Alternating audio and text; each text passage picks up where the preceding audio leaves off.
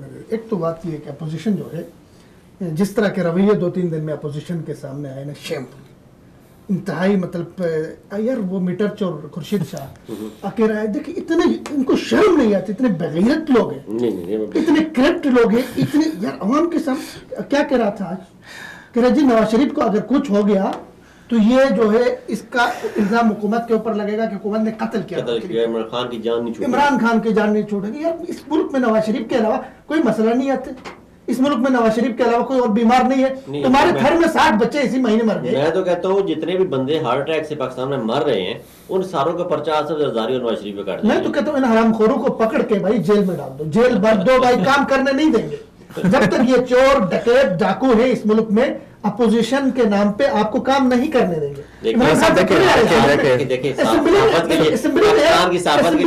Assembly में इस मुल्क में और कोई काम नहीं है नवाज शरीफ की बीमारी का डिस्कस करने के लिए। पाकिस्तान की सहाफत के लिए आज बड़ा अच्छा एक दिन है कि अरशद शरीफ को जो है वो नॉमिनेट किया गया है उसने कारकर्दगी के लिए, सदारती अवार्ड पर उसने कारकर्दगी के लिए।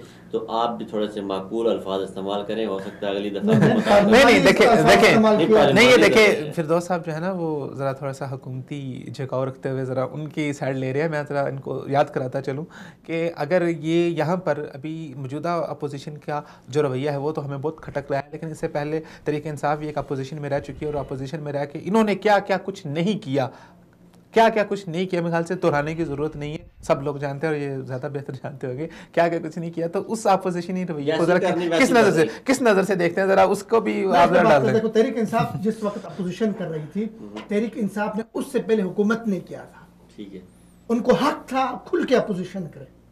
ये क्या जवाब, ये क्या जवाब, ये तो हरामखोर तुम किस तहरीक इंसाफ भरी लोटों से हुई है। तहरीक इंसाफ अगर उस वक्त सेहत की बात करती हक था, क्योंकि उन्होंने पहले हुकूमत नहीं की। तहरीक इंसाफ उस वक्त एजुकेशन की बात करती तो हक था, क्योंकि उनको मौका नहीं मिला था। तुम चोर डाकुओं को 40 साल तो तुमने इस मुल्क के ऊपर हुकूमत की है, तुम्हारे पास भाई मौका था सेहत के मसाइल हल करते, तुम्हारे पास मौका था एजुकेशन के मसाइल हल करते, तुम्हारे पास मौका थे पाकिस्तान के अमन अमान के मसाइल हल करते।